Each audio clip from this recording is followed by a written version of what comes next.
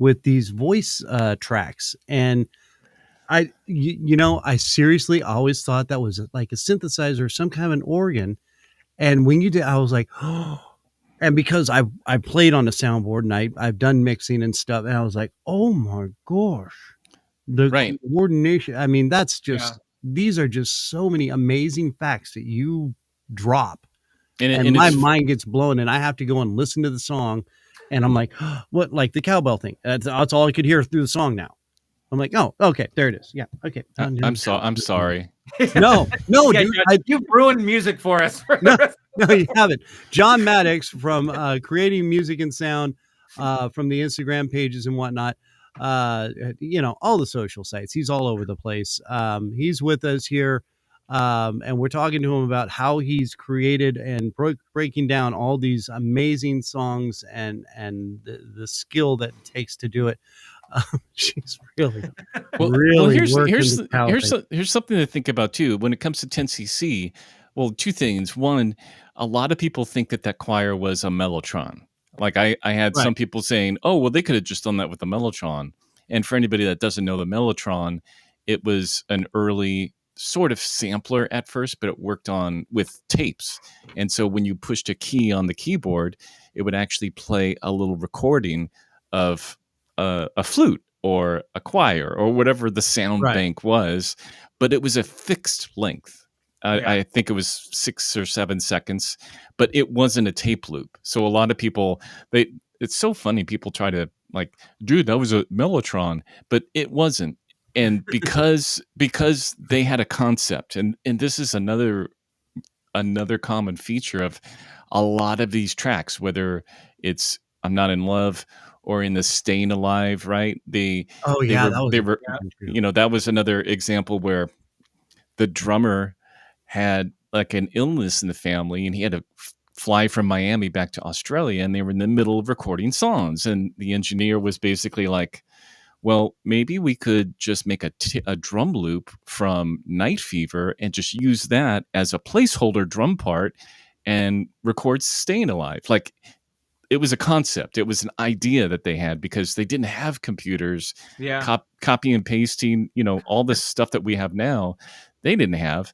But in I'm Not in Love, that whole thing started as an idea that they had of creating like a wash, like a sound, like when you're walking into a cathedral or a church, and it's just this awe.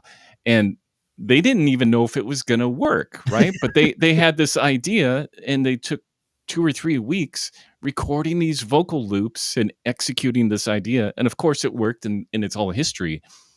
But a lot of people don't realize that in those days, there were a lot of limitations in terms of what you could and couldn't do, especially like talking about the Beatles, that they had like Sgt. Pepper was recorded on a 4-track Revolver, and they were able to bounce tracks across different machines.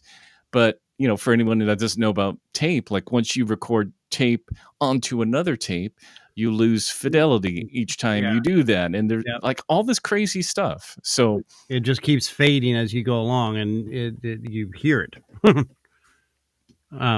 Okay. So now when you listen to more modern music and you hear sort of the tricks and the tips, because you've recorded on tape before and know what sort of the older music had to do, does it almost feel like cheating now, or are they just utilizing the tools of the time to get the right sound? It depends on who's doing who's handling it, because in the right hand, okay, auto-tune is a perfect example of this, right? Most lay people or non-musicians kind of have this idea of what auto-tune can do, which you can pitch perfect someone's vocals, but it's gotten to the point now where you can make someone's vocal performance more perfect than they could ever do themselves.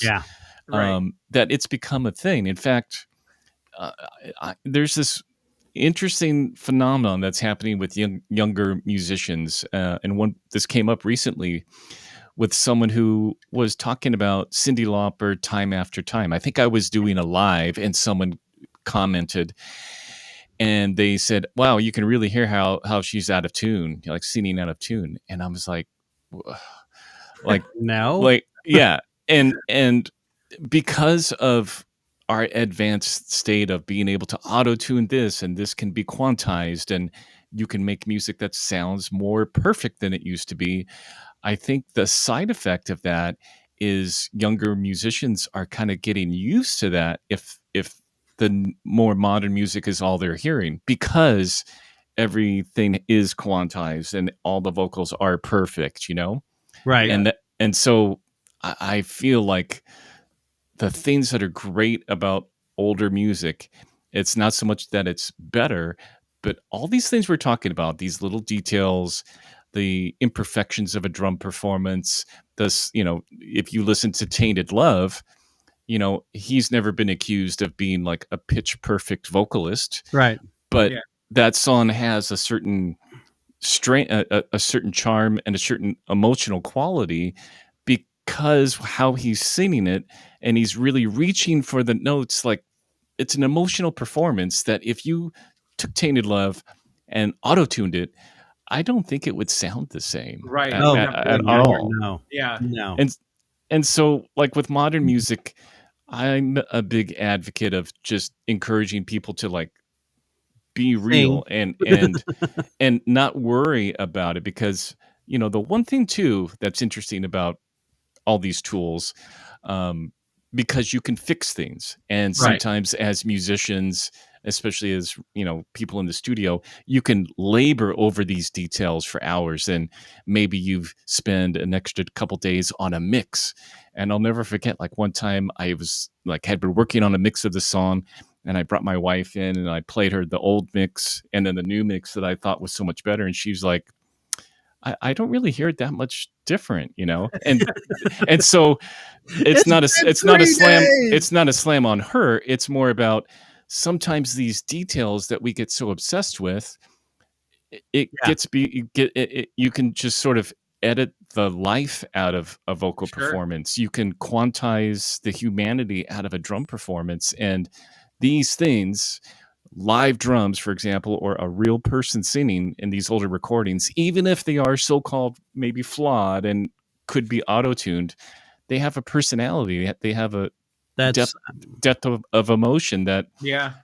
when you edit and perfect things, you're editing out the humanity of these Thank you. performances. Yep. Yeah.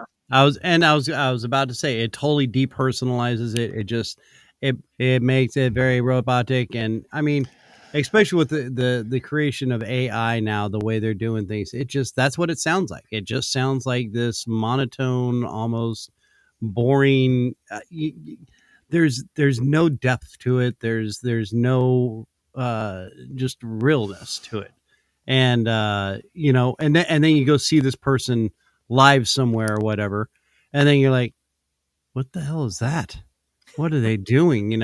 And yeah, they'll still use the auto tune, but it doesn't sound the same. That It was my just experience whenever I saw the Smashing Pumpkins live. was Oh, it really. What- So what- no, I mean Billy Corgan, whatever they did in the studio, he sounded amazing on those albums, right? right. But he could not reproduce that live. And fool me once, shame on you. Fool me twice, shame on me. I saw them twice, and You had to be sure. right, yeah. But then I got to see Alice in Chains with Lane Staley, and that man was a amazing live performer. Right. Oh And yeah. his vocals sounded Dude. just like the album. or Chris Cornell.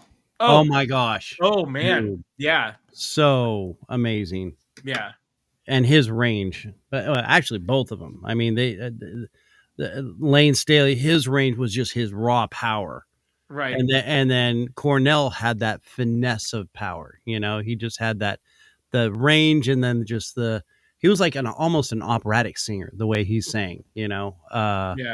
It was just truly so beautiful to hear his voice. I think he just was one of the better vocalists out there for that style of music and that in those genres and stuff. Now, John, you do all